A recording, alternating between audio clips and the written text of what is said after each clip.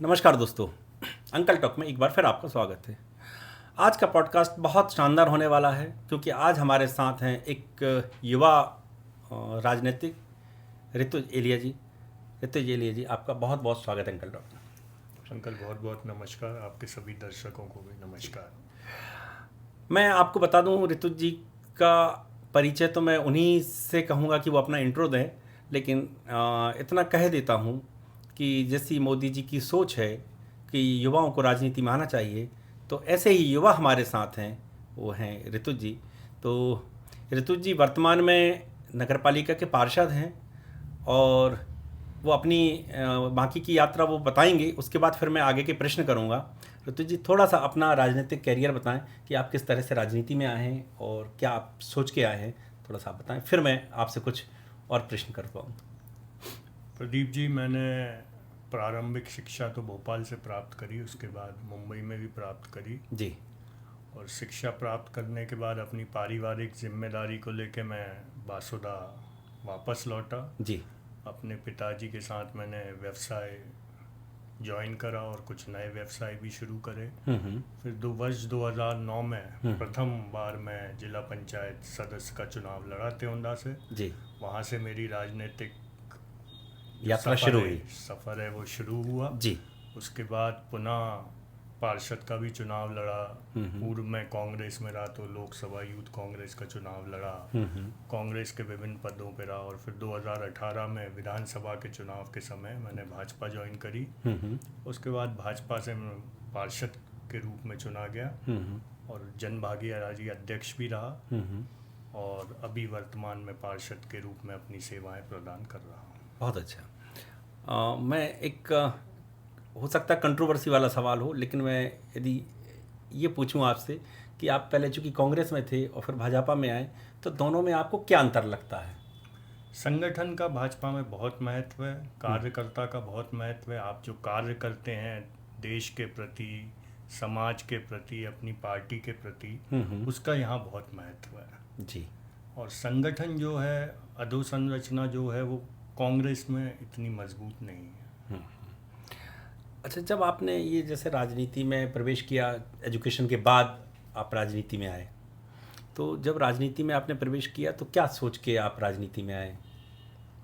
चूँकि मेरा पूरा परिवार ही शुरू से जनसेवा की भावना से जुड़ा हुआ है और निरंतर कई पीढ़ियों से हम इस क्षेत्र में गैर राजनीतिक तौर पर भी जनसेवा में अग्रसर थे, तो उसी कड़ी को आगे बढ़ाते हुए मैंने वो प्रथम मेरा जिला पंचायत का जो चुनाव था वो लड़ा था।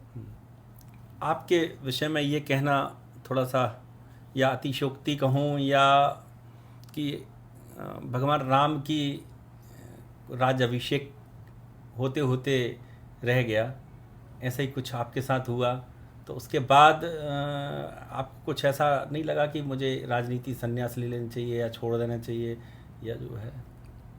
पहली चीज़ तो आपने बहुत अच्छी बात कही कि भगवान राम को राजपाट मिलते मिलते रह गया और वो भगवान राम बने।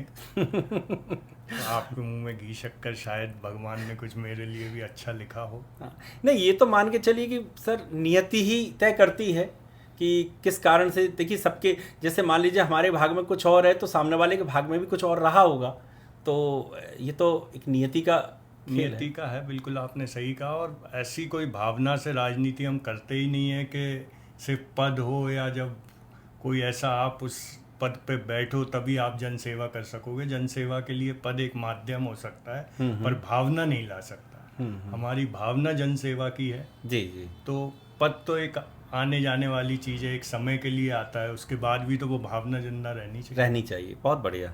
यही आपके विचार शायद आगे आपको और प्रगति की ओर ले जाएंगे। मैं ये देखता हूँ कि राजनीतिक लोगों की महत्वाकांक्षाएं ख़त्म नहीं होती हैं, है ना? ऐसा क्या कारण है कि जो राजनीतिक लोग होते हैं कि वो एक एज के बाद तक भी राजनीति करते रहते हैं? अच्छा, इधर यदि मैं माननीय प्रधानमंत्री जी की बात करूं तो उनका एक दृष्टिकोण ये है कि नए लोगों को, नए युवाओं को राजनीति में आना चाहिए, लेकिन यह कंट्रोवर्सी ये होती है कि एक तरफ तो नए लोगों को आने के लिए आमंत्रित किया जा रहा है और दूसरी ओर पुराने लोग छोड़ना नहीं चाहते हैं। तो ऐसी स्थिति में आप क्या देखते हैं कि नए लोगों को मौका मिल पाएगा कि नहीं मिल पाएगा?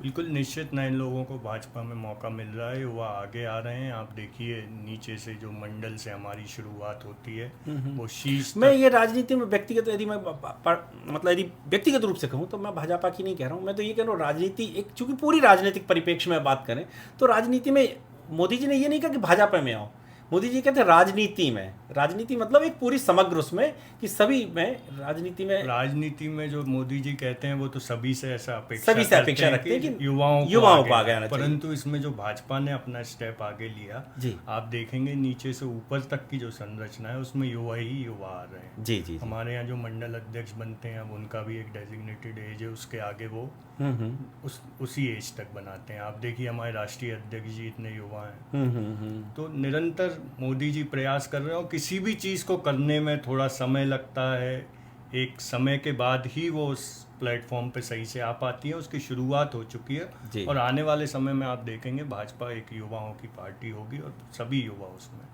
सहभागिता निभाएंगे। मैं और दूसरी बात करूं राजनीतिक, चूँकि आपसे राजनीति से आज बहुत सारी बातें करनी हैं। एक तरफ हम लोगों को जोड़ने की बात करते हैं और वहीं जब हम ये देखते हैं कि राजनीतिक लोग अपनी महत्वाकांक्षा के चलते कह लें या अपनी खुद की कुंठा के कारण कह लें कि तो जब पद पर पहुंच जाते हैं तो अब उन लोगों को दरकिनार कर देते हैं जिनसे उनको व्यक्तिगत कोई वो रहती है। तो एक तरफ जुड़ाव की बात भी होती है और दूसरी तरफ इस तरह की भी चीज़ें आती हैं। इसे किस रूप में देखते हैं आप?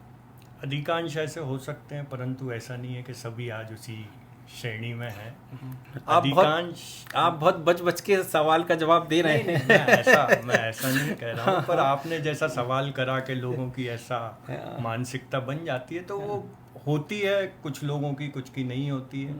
अच्छा तो, चलिए मैं अब इसको एक दूसरे रूप में पूछता हूँ कि एक जो राजनीति ऐसा क्षेत्र है कि जहाँ योग्यता की आवश्यकता नहीं लगती है, कोई भी नेता बन जाता है, पढ़ा लिखा हो, अपराधी हो, मुकदमे चल रहे हों, और फिर हम चाहते एक अच्छा राजनीतिक कैरियर वाला कोई नेता मिल जाए। तो ऐसा क्यों है? देखिए मैं सभी की नहीं कह रहा हूँ, सारे लोग अपराधी हैं, मैं यहाँ ये आपको वो करूँ, लेकिन कुछ हद तक अपराधी भी पहुँच जाते हैं, जेल में है वो भी चुनाव लड़ लेते हैं। तो एक गाइडलाइन कोई तय क्यों नहीं रहती?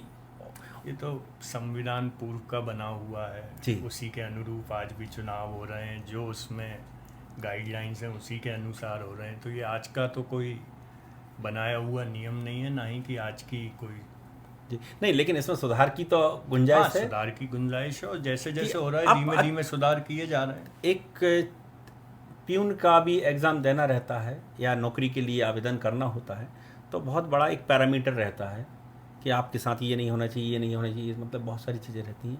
लेकिन राजनीति में ऐसा कुछ कोई पैरामीटर नहीं है। अब देखिए भाजपा की स्थापना के पूर्व के ये तो नियम है, ये ना भाजपा लाई है। देखिए मैं तो आपसे इसलिए ये सवाल कर पा रहा हूँ क्योंकि आप भाजपा के पूर्व की चीज़ों को भी जानते हैं और वर्तमान की चीज़ों को भी जानते हैं। इसलिए तो समय से देखिए महिला आरक्षण हो या आने वाले समय में संतानों को लेके हो या शिक्षा को लेके हो, जैसे कई राज्यों में है 10वीं पास सरपंच होना ही चाहिए या 12वीं पास, तो ये सब चीज़ें धीमे धीमे लाई जा रही हैं और निश्चित ही आने वाले समय में पारदर्शिता के साथ ऐसे ही चुनाव होंगे। योग्य व्यक्ति तो कम से कम, हाँ योग्य व्यक्ति। अच्छा एक और चूंकि बात चल रही है इसलिए कह रहा हूँ मैं कि पत्नी किसी पद पर पहुँचती है और पति राजनीति करते हैं उसकी, जबकि यहाँ अपन कह रहे हैं महिला आरक्षण भी दे रहे हैं और महिलाओं को आगे ही बढ़ा रहे हैं, लेकिन महिला वहाँ तक नहीं पहुँच पा रही है। महिला ऐसा भी दिखाई देता है। निश्चित वहाँ पहुँच रही हैं। थोड़ा परिवेश आप पास से अगर 20-25 साल पूर्व जाएंगे या पीछे देखेंगे तो शायद 10 महिलाएं आती थी, आज 100 महिलाएं आरक्षण के कारण आ रही हैं। अब जो आपने योग्यता वाली बात करी, तो अब जब आप कह रहे हैं पुरुष ही इतनी योग्य नहीं है तो उनमें महिलाओं की इतनी योग्यता आते आते में थोड़ा समय लगता है। आने वाली जनरेशन में आप देखेंगे वो 100 की 100 महिलाएं योग्य होंगी और जनता के बीच में सेवा करेंगी। जी जी। एक और वैसा प्रश्न है ये कि ये सभी राजनीतिक पार्टियों के लिए रहता है कि संसद है, विधानसभा है, ये ऐसी संस्थाएं हैं जहाँ देश का भविष्य निर्माण किया जाता है, नीतियाँ बनती हैं, नीति निर्धारण होता है, कानून बनते हैं, योजनाएं बनती हैं, और फिर वहाँ संसद का हो चाहे या विधानसभा का हो, राजनीतिक पार्टियाँ अपनी खुद की नीतियों के कारण वहाँ का समय वेस्ट करते हैं, है ना, और उनको वेतन भत्ते सब कुछ मिलता रहता है। और एक स्कूल का बच्चा जो पढ़ रहा होता है, यदि वो क्लास में मिसबिहेव करता है तो उसको रेस्टिकेट कर दिया जाता है। तो ऐसा क्या है कि भाई वहाँ तो आप कुछ भी करते रहो, समय बर्बाद भी करो, देश का पैसा बर्बाद भी करो, क्योंकि हम ही नियम बनाने वाले हैं, हम ही तोड़ने वाले हैं। तो नहीं, ऐसा नहीं। आप देखिए, लोकसभा निरंतर चल रही है, अपना पूरा समय करती है। मध्य प्रदेश विधानसभा में भी आप देखिए, हमारे विपक्ष के जो भी नहीं, लेकिन विधायक जो थे, जिस तरह से विधायक और सांसद वहाँ पे अभद्रता करते हैं, मिसबिहेव करते हैं, उन पे कोई नियमावली लागू नहीं होती है क्या? बिल्कुल होती है। उनको सस्पेंड किया जाता है, विधानसभा से भी, लोकसभा से भी। तो ऐसे लोगों को चुनाव लड़ने पे ही पाबंदी लगनी चाहिए ना, एक आध बार कुछ सख्त कानून, सख्त तो निर्णय ऐसे आना चाहिए ना कि जिसके कारण जो है कोई दूसरा। आप अपनी बात रखिए, आप अपनी बात रखिए, आप और उसका विरोध करिए, अपनी बात रख के विरोध करिए, आप तथ्यों के आधार पर विरोध करिए। जो भी अगर अभद्रता करता है या अच्छा आचरण नहीं करता है, उनको निश्चित ही सस्पेंड करा जाता है, लोकसभा से या विधानसभा से बाहर रखा जाता है। इसके लिए भी नीतियां हैं, जो नीति निर्धारित है। लेकिन वो रखने, लेकिन वेतन भत्ते सब बढ़िया आनंद से लेते हैं, सुख सुविधाएं सब लेते हैं, और संसद में जाते हैं अपनी या विधानसभा में जाते हैं, अपना मिसबिहेव कर करा के आ जाते हैं, और सारी देश की जनता की पैसे की सारा जो है। फिर मैं आपसे वही कहना चाहूँगा, जो कानून बना हुआ है, वो पूरे के पहले का बना हुआ है, और उसमें भी कुछ नहीं चला जाएगा। उससे बाहर तो कोई भी नहीं चल सकता है। हाँ, ये जरूर है आपका जो कहना है कि हमको इसके खिलाफ सख्त नियम बनाने चाहिए, कानून बनाने चाहिए। आप बुरा नहीं मानिएगा, एक राजनीतिक पार्टी का व्यक्ति जब संसद के अंदर होता है, विधानसभा के अंदर होता है, वो उस देश का, उस प्रदेश का प्रतिनिधित्व करता है, और उस प्रतिनिधित्व को पूरा विश्व देखता है, हमारा आचरण देखता है, हमारी आने वाली जनरेशन देखती है, और उसका कितना बड़ा असर होता है ये आप नहीं समझ सकते। और उसके बारे में क्या विचारधारा बन जाती है, और उन लोगों की विचारधारा बनने के कारण समाज में जो दूसरे और अच्छे लोग काम कर रहे हैं उनके बारे में ही वैसी विचारधारा बन जाती है। ये बहुत हल्के में लेने वाली बात नहीं है, इतना बड़ा अपराध है ये। बहुत अच्छी है, विचारधारा वाली बात है। सब अपनी विचारधारा से चल रहे हैं, और जिसकी जैसी विचारधारा है वो आपको विधानसभा और लोकसभा में दिख ही रही है। सर दिख रही है, लेकिन उसके ऊपर कुछ एक्शन तो होना चाहिए ना, और कुछ ऐसा ठोस एक्शन होना चाहिए। उनके वेतन भत्ते जो भी हैं ये सब रोकना चाहिए।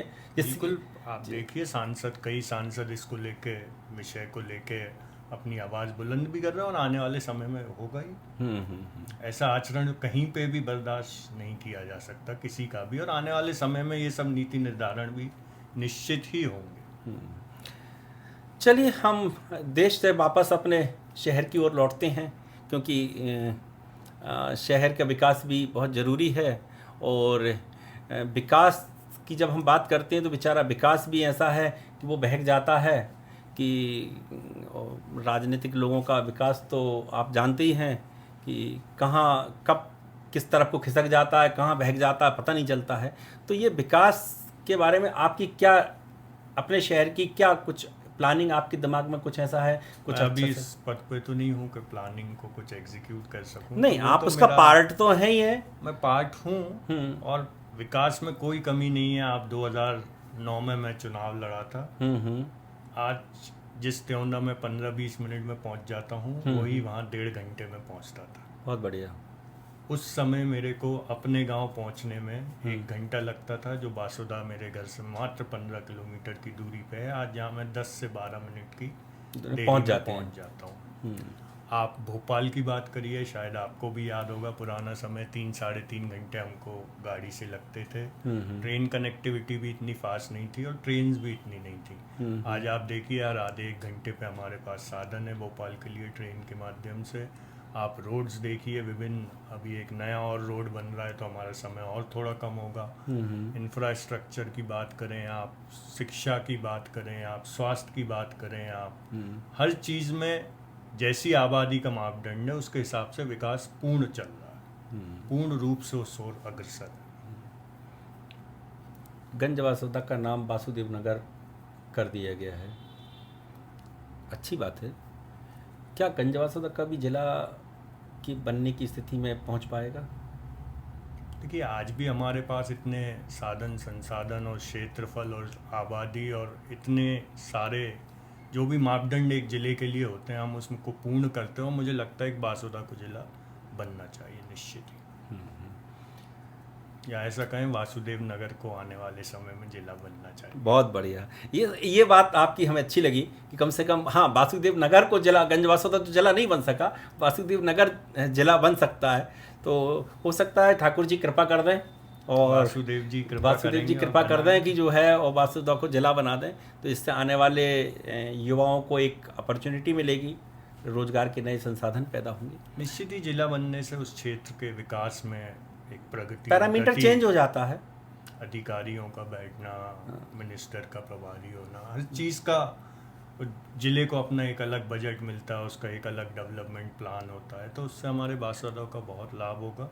बनना ही चाहिए बासुदा को तो जिला। ठीक बात है। अब सरकार आपकी है, यहाँ भी है, प्रदेश में भी है, देश में भी है, तो ये प्रयास आप लोग ज़्यादा अच्छे से कर सकते हैं, कर ही रहे हैं और चल ही रहे हैं। चलिए, नेक्स्ट मैं आता हूँ कि अब लोकल का जो डेवलपमेंट है, तो उसकी अभी जैसे मैंने पूछा था तो आपने कहा मैं उस पर नहीं हूँ, लेकिन कोई ना कोई रूपरेखा तो एक नागरिक होने के नाते तो रहती है।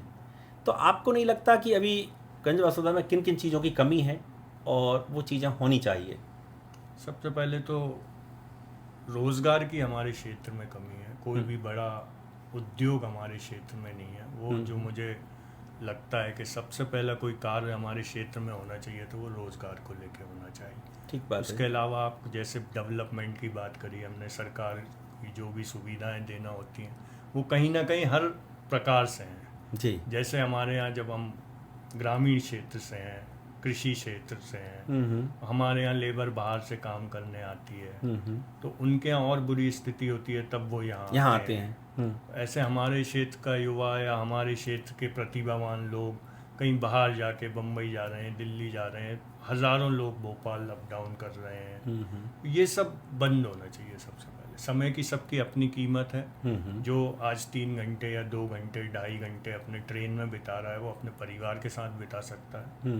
तो हर चीज़ का उससे जो है हमारे क्षेत्र में खुशहाली आएगी। तो सबसे पहले तो एक बड़ा उद्योग जिसमें हज़ारों लोगों को रोज़गार मिल सके।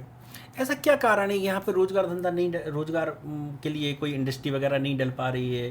तो सरकार का निर्धारण है, प्लस जो भी कंपनीज आती हैं वो अपने हिसाब से लॉजिस्टिक, ट्रांसपोर्ट वगैरह वो अन्य सुविधाएं, जैसे जो भी अधिकारी कर्मचारी आते हैं उनके हिसाब की सुविधाएं, प्लस जो स्टाफ वो रखेंगे उसके हिसाब की सुविधा, उसके अनुरूप शायद हम ना हो, इसलिए वो कमी रह जाती है। बड़े महानगरों के पास वो सब सुविधाएं चूँकि उपलब्ध होती हैं तो ज़्यादातर लोग, या फिर माइनिंग का बड़ा, जैसे आप सिंगरौली देखें या कटनी देखें, वहाँ पे उतना उसका क्षेत्र है तो वहाँ पे जाते हैं उस टाइप के कंपनीज। पर हमारे यहाँ शायद पर आएगी, आज नहीं तो कल तो निश्चित ही आएगी। नहीं आएगी तो लेके आएंगे। हाँ, आपसे ही उम्मीद कर सकते हैं क्योंकि राजनीति में युवाओं का बड़ा योगदान होता है और जब युवा राजनीति में आते हैं तो नई सोच के साथ काम करते हैं, नई ऊर्जा होती है उनके अंदर और यही विश्वास किया जा सकता है कि नए लोग आएंगे तो हो सकता है कि जो आप बोल रहे हैं कि हाँ रोज़गार की कमी है, तो रोज़गार के लिए एक ये साधन हो सकता है कि कोई इंडस्ट्री आए। और मेरा ऐसा मानना है कि यदि हमारे आसपास के क्षेत्र को एक टूरिज़्म के रूप में डेवलप किया जाए तो उससे भी रोज़गार उपलब्ध हो सकता है, क्योंकि उदयपुर का मंदिर हमारे यहाँ बहुत एक अच्छी वास्तुकला का उदाहरण है। माला देवी का मंदिर है और इसको पूरी कनेक्टिविटी, रिच हेरिटेज है विदिशा जिले में टूरिज़्म के लिए। तो लेकिन मुझे ऐसा लगता है कि उसमें शायद उतना काम नहीं हो पा रहा है जितना काम होना चाहिए। यदि इस पे भी यदि फोकस किया जाए तो शायद एक कुछ सहायता इसमें मिल सकती है। शिवराज जी ने अपने पूर्व चुनाव में घोषणा करी थी उदयपुर की पूरे मंदिर जीर्णोद्धार की, पूरे कैंपस बनने की, तो वो भी आने वाले समय में हम देखेंगे हो गई। आप देखिए भोपाल से जो कनेक्टिविटी है, जिसमें घटेरा से लेके उदयपुर तक का रोड नहीं था, वो भी इसी उसमें जुड़ गया है। और बासुदा से भी जो कनेक्टिविटीज हैं वो बनाई गई हैं धीमे धीमे समय के साथ। उदयपुर अच्छा, आपको नहीं लगता उदयपुर को एक 4 लेन की आवश्यकता है, कि एक 4 लेन इसके लिए प्रपोज होना चाहिए डायरेक्ट उदयपुर के? आज तो इतना ट्रैफिक नहीं है कि 4 लेन की आवश्यकता लगे, बट आने वाले समय में तो नहीं। चूंकि टूरिज्म की जब हम बात कर रहे हैं तो उसके लिए कुछ ना कुछ तो ऐसा वो करना पड़ेगा कि जिससे लोग सबसे पहले तो हमको वहाँ का विकास करके प्रचार करना पड़ेगा। आज लोगों को, हम यहीं से हैं तो हम इतना जानते हैं, बट आप भोपाल, इंदौर या अशोकनगर नहीं जानते हैं, तो वहाँ लोगों को इतनी वहाँ का महत्व, धार्मिक मान्यताएं, इनसे लोग परिचित नहीं है, तो लोगों का आना नहीं है। आप टूरिज्म के लिए उसको डेवलप कर सकते हैं, उसके साथ उसका उतना प्रचार भी आवश्यक है। जब वाहन आएंगे, जब लोगों का आना जाना शुरू होगा, व्यवसायीकरण बढ़ेगा, तो फिर तो रोड और जो भी अन्य मूलभूत सुविधाओं की वहाँ मांग होगी वो सब पूर्ण होंगी। अच्छा, आप अपने प्रयास से ऐसा क्या कर सकते हैं कि जो रोजगार के लिए, जैसा आप बोल रहे हैं कुछ वर्तमान में तो मैं मांग कर सकता हूँ, मैंने पूर्व में भी की है। मैंने, मेरे हिसाब से जो मुझे लगता है विदिशा जिले के इसलिए सबसे अच्छा कहीं उद्योग स्थापित हो सकता है तो वो अम्बा नगर से नटेरन या कागपुर के बीच हो सकता है। बहुत बढ़िया, चूंकि हाईवे निकला हुआ है यहाँ पे। हाईवे तो अभी निकला है, मैंने तो उसके पूर्व में की थी। वो पूरे जिले का वो 40-50 किलोमीटर का सेंटर है। आप विदिशा से आना चाहें, आप शमशाबाद से आना चाहें, आप सिरोंज से आना चाहें, आप कुरवाई से आना चाहें, कुरवाई से थोड़ा सा लंबा पड़ेगा, बासुदा से जाना चाहें, गुलाबगंज से जाना चाहें, हमारे जिले का चारों तरफ का युवा वहाँ आसानी से पहुँच सकता है। और जब कोई उद्योग स्थापित होगा तो अन्य साधन भी चलना शुरू होंगे। जब रोज की आवाजाही शुरू होगी तो शायद बसेज, ऑटो, टैक्सीज जो भी रहेंगे जिन पे अपने साधन है वो वहाँ उससे पहुँच सकते हैं। आज भी लोग इतने दूर दूर जा रहे हैं व्यवसाय के लिए, नौकरियों के लिए, तो वो मुझे ऐसा लगता है कि अम्बा नगर से नटेरन के बीच के क्षेत्र में एक बड़ा उद्योग हमारे ज़िले में स्थापित होना चाहिए। जी। तो इसके लिए कहाँ से प्रयास शुरू हो सकता है? निश्चित ही यहीं से, बासुदा से ही हम सभी जनप्रतिनिधि और अन्य लोग मिलके, आम जन मिलके इसका प्रयास करें तो निश्चित होगा। यही उम्मीद करूंगा कि भविष्य की जो कल्पना आपकी है वो साकार हो और हमें भी अच्छे युवा राजनीतिक लोग मिलें, जिससे शहर का विकास हो, युवाओं को रोज़गार मिले और जो और संभावनाएं हो सकती हैं वो हों। और दूसरी बात, चूँकि आप वर्तमान में नगरपालिका परिषद में हैं, तो आपके माध्यम से मैं इतना भर कहना चाहूँगा कि कम से कम अपने शहर को गुमटी मुक्त तो कर सकते हैं, अतिक्रमण मुक्त तो होना ही चाहिए। गुमटी मुक्त कर सकते हैं, अतिक्रमण मुक्त कर सकते हैं। जहाँ व्यावसायिक प्रतिष्ठान बनना चाहिए वहाँ मंदिर बना देते हैं, है ना। और जहाँ अब चूँकि व्यापार करने के लिए आज हम यदि कहें ये गुमटी रखे हैं या, तो उनको भी हम दोष नहीं दे रहे हैं, वो भी बेचारे क्या करेंगे अपने रोज़गार के लिए, परिवार पालने के लिए। तो उनके लिए ऐसी मल्टी स्टोरी करके मार्केट की व्यवस्था की जा सकती है और गुमटियाँ वहाँ शिफ्ट की जा सकती हैं। प्रपोजल्स हैं और उन पे कार्य चल रहा है, जैसे पुराना बस स्टैंड क्षेत्र है या अन्य जगह है, वहाँ पे तो निश्चित आ रहा है और समय से आते जाएंगे। तो अपने शहर को सुंदर, क्योंकि एक शहर की सुंदरता ही पर्यटक को खींचती है। हम पर्यटक के माध्यम से भी यदि हम कहें कि व्यापार बढ़ेगा तो वो तभी, क्योंकि एक पर्यटक का मतलब ये नहीं है कि कोई हिस्टोरिकल प्लेस देखने ही आ रहा है। यदि आपके घर भी जो मेहमान आ रहा है वो इस शहर के लिए कुछ न कुछ दे के जाएगा, लेकिन अब हमारा प्रयास ये होना चाहिए कि वो आपके यहाँ जो मेहमान आ रहा है वो ज़्यादा दिन रुके, जिससे ज़्यादा पैसा खर्च करे, है ना। और ज़्यादा पैसा तभी खर्च करेगा कि शहर में कुछ ऐसा लगे तो सही। अब घुसते से, स्टेशन से निकलते से ही सब्जी की और वो सब यहाँ से वहाँ अव्यवस्थित सब बैठे रहते हैं, शराब, सब्जी, और बीच में ठेले लगे हैं, यहाँ से वहाँ तक सब, इतना शहर और विकास का पहिया इतनी तेज़ रफ्तार से घूम रहा है, वो अच्छी बात है। लेकिन यदि इन सब चीज़ पे ध्यान नहीं दिया गया तो विकास का कोई मायने नहीं रह जाते हैं, है ना। इतना बड़ा। जैसी आपकी भावना है, सभी हरित और स्वच्छ बासुदा चाहते हैं और निश्चित ही हम आने वाले समय में ऐसा देखेंगे भी। लेकिन अब आपने स्वच्छता की बात कर दी है, तो हमारी तो एक बहुत बड़ी शिकायत है आप लोगों से मतलब राजनीतिक पार्टी के लोगों से, कि हमारे देश के प्रधानमंत्री माननीय मोदी जी इतने अच्छे अच्छे कॉन्सेप्ट लेके आते हैं, लेकिन उस पर इम्प्लीमेंट उन्हीं की पार्टी के लोग नहीं करते हैं।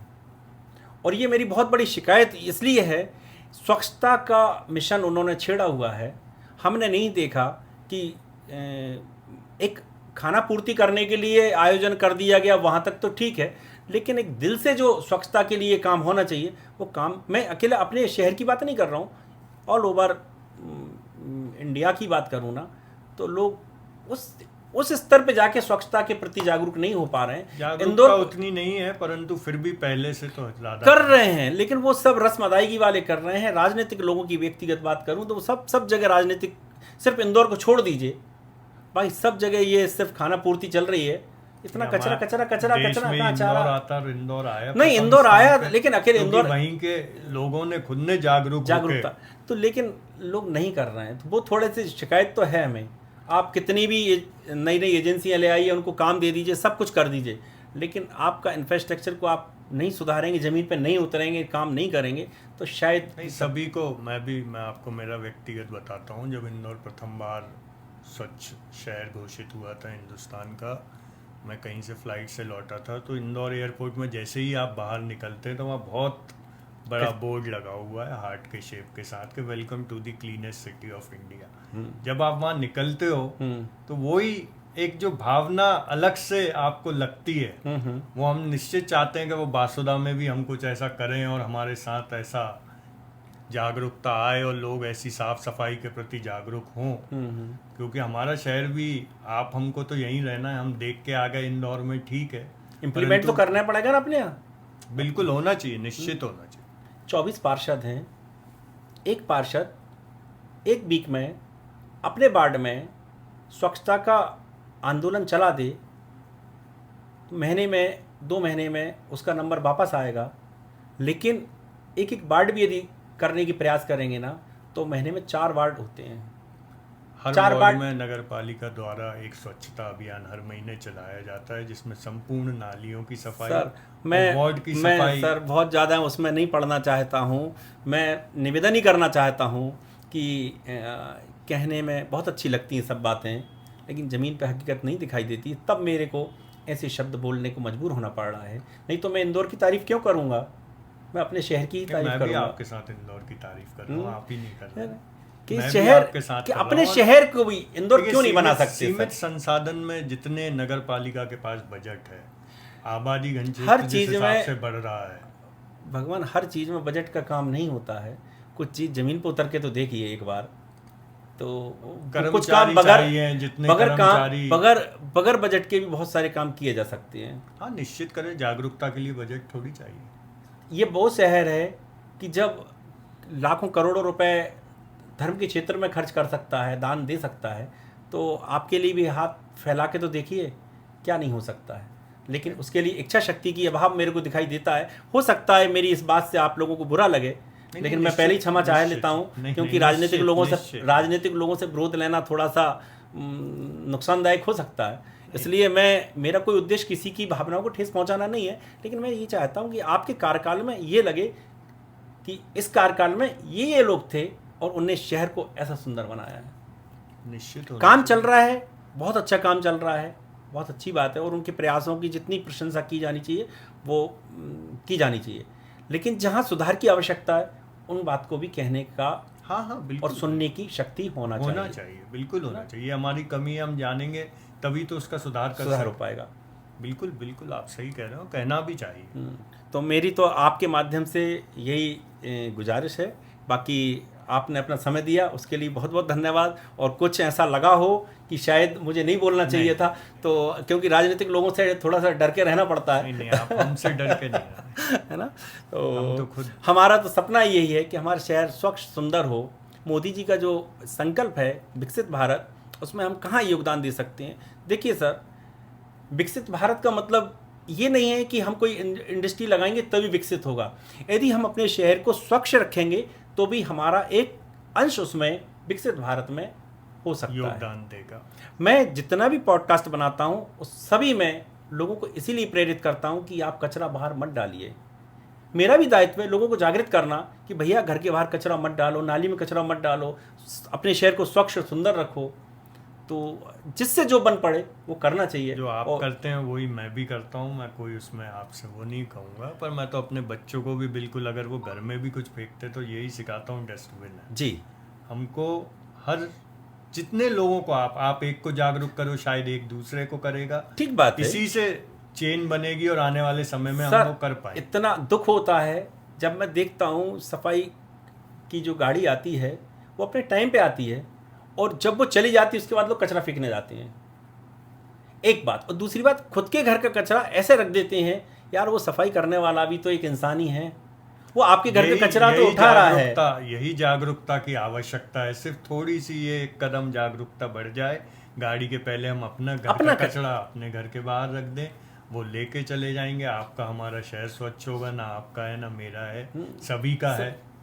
तो ये तो आवश्यक है, जागरूकता तो बहुत आवश्यक है। तो इसीलिए शिक्षा बहुत जरूरी है। नहीं, अब शिक्षा जरूरी नहीं है, मैं इसलिए नहीं कह रहा हूँ क्योंकि मैंने शिक्षित लोगों को ही देखा कचरा फेंकते हुए। हाँ, वो तो ऐसी शिक्षा किसी काम की नहीं है, संस्कार जरूरी है ना। शिक्षा इतनी अब आवश्यक नहीं है जो मैं देख रहा हूँ, क्योंकि लोग सभी शिक्षित हो गए हैं। उस शिक्षित होने के बाद भी यदि आप डस्टबिन का यूज नहीं कर पा रहे हैं, आप यदि कचरा नाली में डाल रहे हैं, आप यदि अपने घर के बाहर कचरा फेंक रहे हैं, तो फिर ऐसी शिक्षा की आवश्यकता नहीं है। हाँ, उनको संस्कार की आवश्यकता है, ये संस्कार दिया जाना चाहिए कि कचरा कहाँ डालना चाहिए। मैं एक बहुत छोटे से उदाहरण के साथ अपनी बात को ख़त्म करूँगा कि पहले के जो लोग थे वो गांव के, अक्सर आपने देखा होगा कि अपने कचरा जो लेते थे, झाड़ते थे, वो पूरा कचरा अपने घर के पीछे जो खेड़ा होता था उसमें डाल देते थे, ठीक है। इवन वो बाहर की सड़क, अपने हिस्से की जितनी सड़क होती थी वो भी झाड़ के वो कचरे को लेके पीछे डाल देते थे, और बरसात में अपना गोबर भी उसी में डाल देते थे। और इसके बाद जैसी जो गर्मी आती थी तो वो गोबर और वो जो कचरे से जो बना हुआ खाद होता था वो अपने खेत में डाल देते थे। तो वो अशिक्षित थे, और ये जो शिक्षित हैं वो अंदर से कचरा लाते हैं और सड़क पर डाल जाते हैं। तो ऐसी शिक्षा किस काम की? संस्कार की आवश्यकता है कि काश उनमें ऐसे संस्कार आ जाएं। तो ये जो आप लोग इतनी सब मेहनत कर रहे हैं, सरकारें इतनी मेहनत कर रही हैं, इतना इंफ्रास्ट्रक्चर लगा हुआ है, तो हमारा देश, हमारा शहर, हमारा सब स्वच्छ होगा। इसी कामना के साथ आपका बहुत बहुत धन्यवाद। नमस्कार।